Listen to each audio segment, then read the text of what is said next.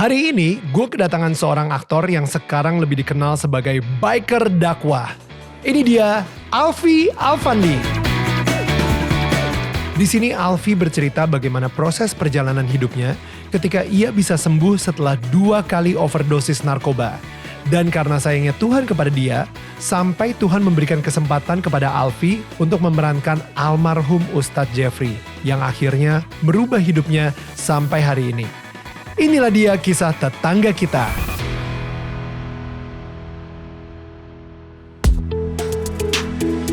Hai, ini gua Daniel, tetangga kamu. Di sini gua akan ngobrol dengan tetangga gua tentang perjalanan hidup mereka dari kacamata spiritual di saat mereka mengalami situasi tidak pasti dan kekhawatiran, sampai bisa kembali bangkit menjadi orang yang lebih kuat dari sebelumnya. It's gonna be very exclusive and inspiring.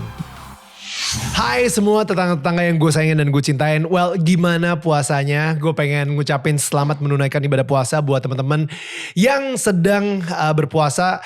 Tapi yang pastinya gila ya, gak berasa kalau misalnya ternyata kita ini sudah hampir 3 tahun.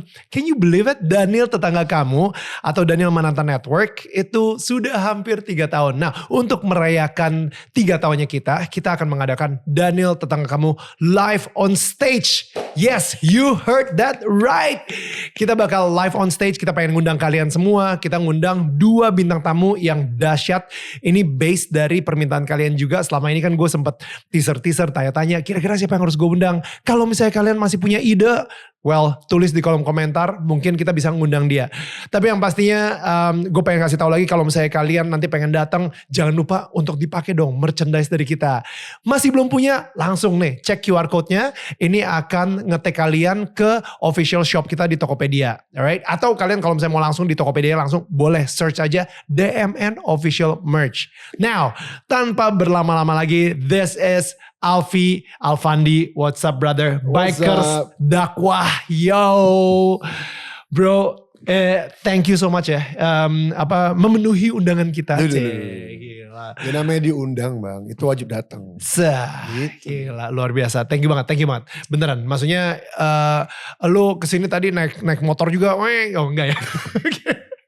Kalau gue kesini naik motor namanya touring. Jadi Alfie ini dia sekarang ini lagi mempunyai sebuah movement yang namanya Bikers Dakwah, dan menurut gue ini keren banget based dari cerita hidupnya dia.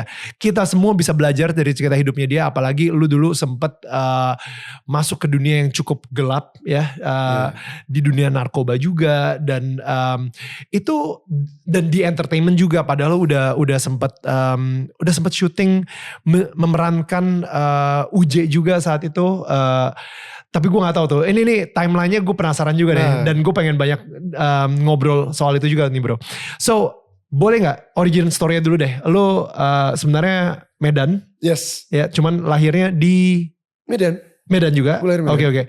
Tapi bokap nyokap orang Aceh sama Jawa kalau gak salah ya. Betul, bokap gue Jogja. Jogja gitu kan. Nah itu kenapa bisa akhirnya nyasarnya di Medan bro? Gue juga gak tahu bokap kecinloknya di sono dia. Cinloknya di situ. Jadi mereka juga lahir di sana sebenarnya. Jadi kakek kita yang asli daerah masing-masing, ada dari Jogja dan Aceh, dan bokap nyokap gue emang asli Medan. Mereka bertemu, nikah, nongelah gue. Lahirlah gue, dan gue sampai SMA di Medan. Terus kakak gue mulai iseng untuk masukin ke entertain.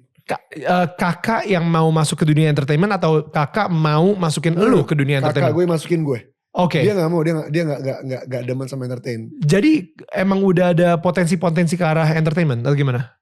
Sebenarnya kalau potensi belum kelihatan, tapi kemauan ada kalau gue pribadi ya. Oke. Karena teman-teman gue di sekolah itu, mereka semua teater. Iya. Oke. Dan gue berharap gue diajak, gak diajak gue. Sedih gue. Iya. Gak diajak gue, jadi kayak, Bu, saya bu teater gitu. Iya. Nggak, ntar aja kamu katanya gitu. Dan lucu ya bang, setiap anak-anak teater latihan, gue dipanggil untuk disuruh ngajarin. That's so weird. Oke. Makanya kayak, tapi lu gak pernah diajak main teaternya? Oke. Dan ketika mereka manggung, gue dipanggil lagi buat disuruh nganterin. co-driver jadi. Iya lumayan, sakit ya itu ya. Sakit banget dong. Pokoknya di teasing aja gitu. Parah. Iya. Terus ada lagi kalau nggak salah pencarian bakat apa gitu di 2006 di sekolah gue. Teman-teman gue yang model maju semua. Lagi-lagi saya tidak ikut. Gak dipilih. Luar biasa. Terima kasih. Tapi ya emang ya udahlah, mungkin ini maunya Allah kan gue mikir. Dan akhirnya kakak gue ngeliat, Dek lo mau Dek? Apaan sih lo? Gue kayak gengsi gitu kan. Iya, malu-malu mau. Iya, malu-malu mau. Akhirnya diem-diem dia daftarin gue ke Jakarta. Kirim biodata segala macam. Casting gitu? Nope. Oke, biodata maksudnya kemana? Ke PH atau ke agent model gitu ya? Modeling agency gitu ya? Oke. Terus gue dipanggil lah ke Jakarta. Dek, panggil Jakarta dengan senangnya dia kan. Bokap akhirnya tahu. Ngapain Jakarta? Ini Pak, si Alfi gini. Dia mau lomba model. Gue kayak, model. Gue bakat nih. Gue kemarin gak tembus loh. Terus akhirnya berangkat lah gue ke Jakarta. Dan ternyata dipungut biaya gue ditipu. Oh, tipikal banget. Tipikal banget. Ya. Tapi gue gak menyesali itu karena dari situ bertemu dengan link-link yang baru kan. Iya. Dan dari situ juga gue tiba-tiba jadi ekstras. Iya. Dari nol banget gue. Iya. Wait, akhirnya jadi model gak? Sempet jadi model gak? No. Gue di agent itu gue menang juara 2. Lomba catwalk dan foto. Oh wow. Dan lo tau apa hadiahnya? Apa? Kompor dan dispenser. Apa hubungannya? Kesel banget itu benar-benar abal-abal habis. Parah. Aduh gila. Padahal bentar. Jadi pas lagi jadi gue penasaran sih, kayak kakak lu itu ngelihat lu ada potensi model. Feeling gue dia juga suka ngelihat lu mungkin di depan kaca itu yang Gak gitu sih. Iya dong, come on. Kakak lu juga, ini anak kayaknya ada nih potensi jadi model. Dia lagi ngaca aja, lagi baru bangun gitu. Iya kan? Bos. Tanya, Vi abis ini mau kemana? Gue mau ke WC.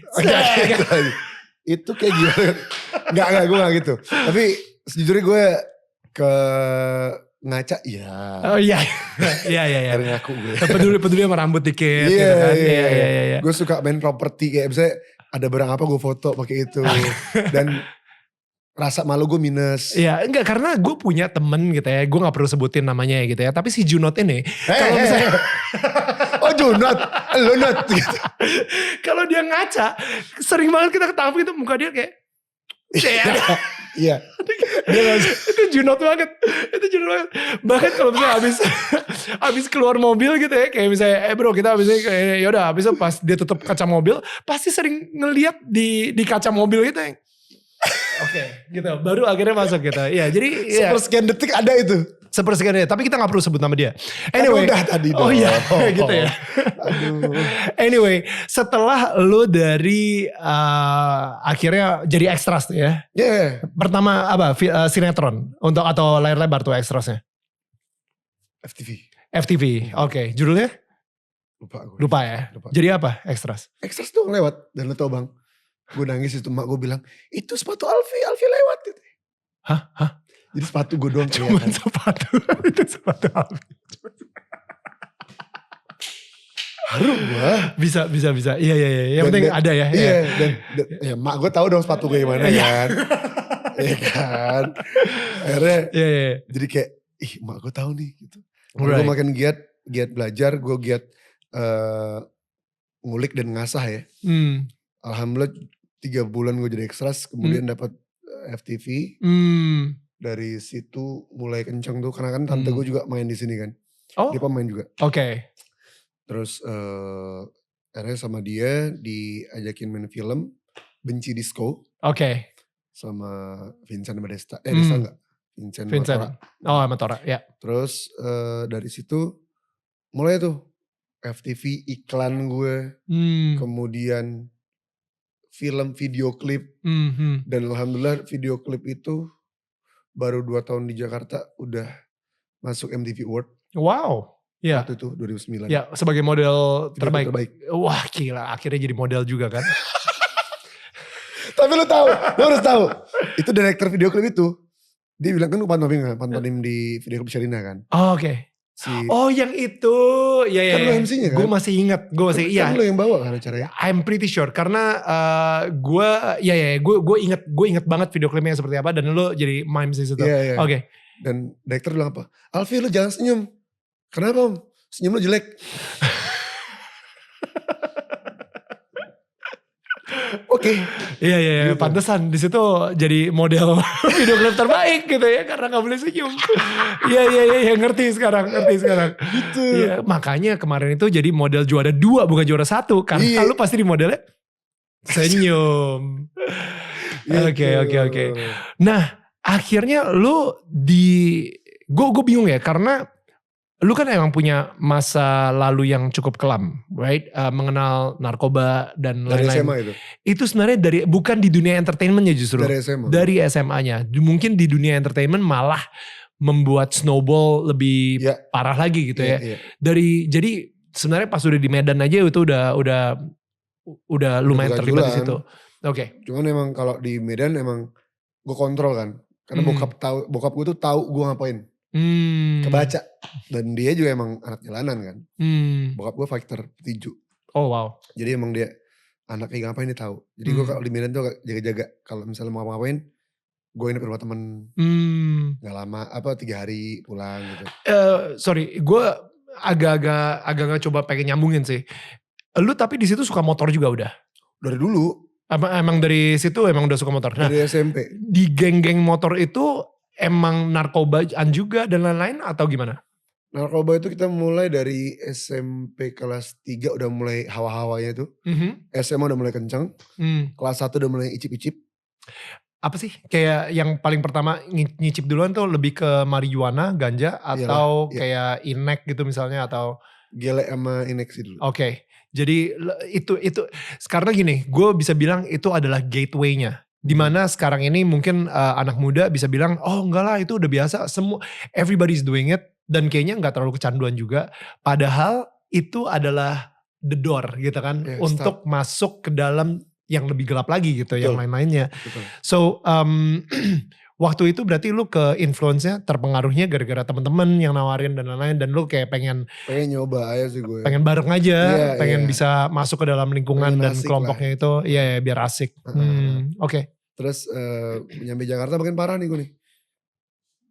Beberapa film FTV gue mainin, gaji pertama gue itu 80% gue beliin narkoba. 80% sampai akhirnya kecanduan parah dan sempat gue di 2007 tuh karena udah banyak film FTV segala macam udah ada pegangan duit gue ngabisin satu malam 29 butir. Oh my goodness, gila. Dan di situ overdose. Yes. Dan gue nyari emang niat dari sore itu emang gue harus OD malam nih. Karena lu pengen mati berarti? Bukan. Karena gue harus ketemu titik gak enaknya. Oke. Kalau terus menerus gue nikmatin, gue gak ketemu gak enaknya. Kapan lu stopnya? Yes. One day ketika gue kayak raya misalnya gitu. Wow. Duit gue kan habis kesini gitu. Jadi tahun itu gue bilang, gue harus OD malam ini. 2007 tuh ya. Itu sebenarnya udah, kayak 2007 udah mulai sering deh polisi kayak sidak gitu misalnya, tiba-tiba nangkepin segala kayak gitu. Sempet gak? Kalau dinangkep-nangkepin di 2010. Oke, jadi 2007 itu masih baru OD aja tuh. Tapi udah langsung jadi target operasi dong. Maksudnya kayak TO banget dong kalau misalnya. Yang TO banget itu enggak kan zaman di kota kan. Oh. Oke. Paham ya? Yuk move on. Okay. Wait, so tell me what happened pas lagi overdose? Di obat terakhir yang gue minum itu di kota. Tiba-tiba gue sesak nafas. Black out. Tapi mulut gue kebuka. Nafas dari mulut. Tapi mata gue kebuka. Dan gue kejang. Oh my goodness. Terus keluar dari dalam ini jackpot hilang. Muntah.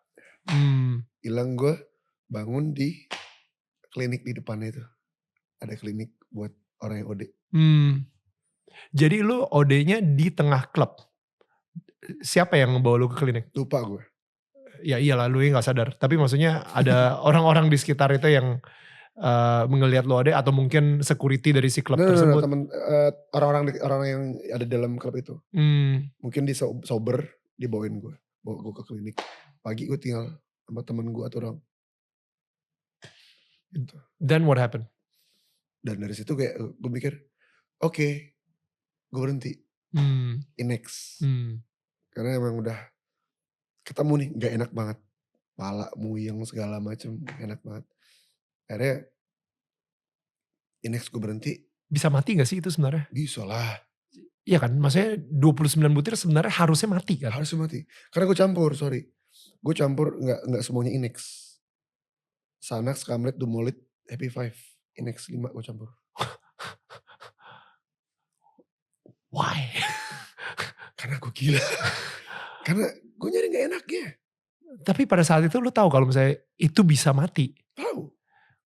Dan gue yakin gue gak mati. Oh gosh. Oke. Dulu nyali gue gila. Dan secara karir lu oke kan saat itu kan? Oke banget. Maksudnya di FTV orang udah kenal lu punya banget. duitnya juga untuk ngebeli itu semua. Oke banget. And yet you still wanna do it. Oke. Karena gue gak mau karir gue ini kayak jadi apa ya? Nanti karir gue jadi nothing pada akhirnya. Gue gak mau. Gue harus ketemu gak enak, gue harus berkarya dengan benar, gue harus jadi orang benar. Gitu. Dari OD itu, overdose itu gue ngerasa kayak, oke, gue stop, Inex gue berhenti, beralih lah. Kemana? Ke putih. Bentar. Jadi bukan berhenti, jadi dari satu narkoba, tipe narkoba ke narkoba yang lain. Aduh, oke. Side effect-nya ada gak sih dari si 29 butir itu? Ada dong. Apa? Gue tuh kalau dulu bang, sebelum gue begini ya. Ya. Gue setiap ngobrol sama orang, 3 menit kita ngobrol, gue lupa. Tadi ngomong apa ya. Karena saraf gue udah kena semua. Terus suka, karena dulu gini juga, ini jebol. Hidung, ya, oke. Jebol. Jadi kalau misalnya di tengah panas, tiba-tiba kumat deh. Disangka orang gue harus make, padahal emang enggak. Jadi emang udah jebol hidung gue. Oke. Short memory, susah ngafal. Terus gigi rapuh. Oh, gigi gue dari luar nih dorong, tak patah. Dulu. What? Itu efek apa?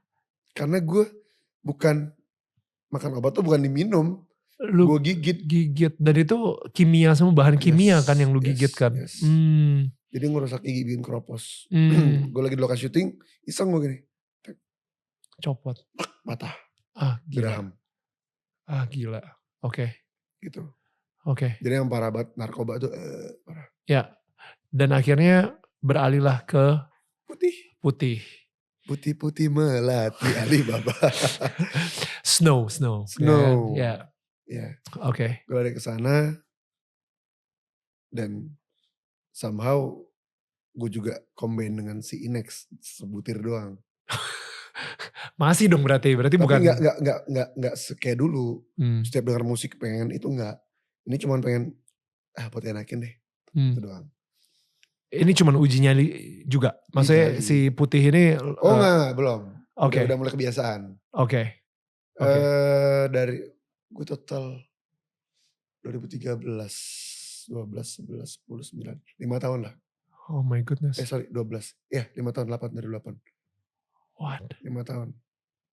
Oke. Gue make terus sampai akhirnya dulu gak mungkin gue cuma make, gue harus cari untung di sini. Gue jual. Gitu. Termasuk si Ijo juga. Ijo tuh ganja? Ya. Oke. Jadi gue ngecer sempet.